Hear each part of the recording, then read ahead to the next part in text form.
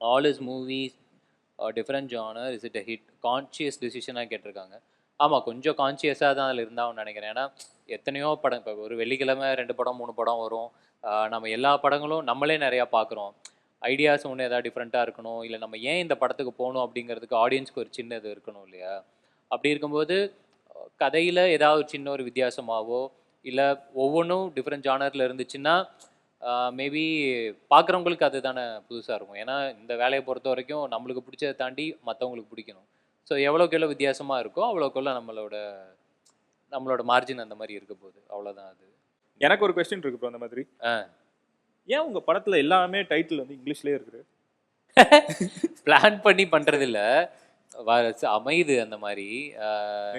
டாடா. ஆமா, ஃபர்ஸ்ட் படம் தமிழ் டைட்டில் தான், தலைவரோட இது வச்சோம். இப்போல இருந்து நீங்க லிஃப்ட், டாடா, ஸ்டார் மூணுமே இங்கிலீஷ். இப்போ ஆக்சுவலாக லிஃப்ட் வந்து நீ படம் பார்த்தாலே உங்களுக்கு தெரிஞ்சிருக்கும். லிஃப்ட் அதில் முக்கியமான ஒரு கேரக்டராக இருக்கும், அதனால அதுக்கு டைட்டில் அந்த மாதிரி அமைஞ்சிருச்சு. டாடா ஆப்வியஸாக அதுவும் உங்களுக்கு தெரிஞ்சிருக்கும். அந்த அப்பா அப்படிங்கிறதுக்கு வேற, ஏன்னா நாங்கள் ஃபஸ்ட்டு டேடி அந்த மாதிரிலாம் ஏதோ யோசித்தோம். டாடா ரொம்ப ஏதோ ஸ்வீட்டாக இருக்கிற மாதிரி இருந்துச்சு, அதனால அது ஆக்சுவலாக லாங்குவேஜ்குள்ளே கொண்டு வர முடியாதுன்னு நினைக்கிறேன். டாடா ஆக்சுவலி ஆமாம், நம்ம இன்ஸ்டாலெலாம் பார்த்தா ஒரு ஃபாரின் குழந்தைங்கள்லாம் டாடா டாடாலாம் சொல்லுதுங்க, அந்த மாதிரிலாம் இருக்குது. ஸோ அப்படி தான் அது அமைஞ்சிச்சு. ஸ்டாரு வரும்போதே அந்த மாதிரி தான் வந்தது. பிளடி பேக்கர் வந்து நெல்சன் தான் கொடுத்த டைட்டில் தான் அது. ஆக்சுவலாக நாங்கள் ஃபஸ்ட்டு 2 3லாம் யோசித்தோம், பட்டு சில இது கொஞ்சம் அந்த மாதிரி அமையுது.